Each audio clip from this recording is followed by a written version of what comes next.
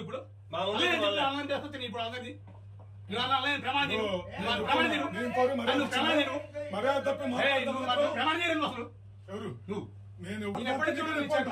నీకన్నా ఎక్కువ నువ్వు మాట్లాడుతూ 10 మాట్లాడు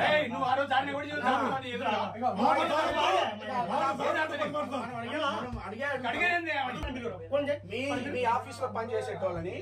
ఇందులో ప్రభుత్వ ఉద్యోగం ఇచ్చేది రాజకీయాలు చేయటానిక లేకపోతే పని చేయటానిక గవర్నమెంట్ పని చేయటానికి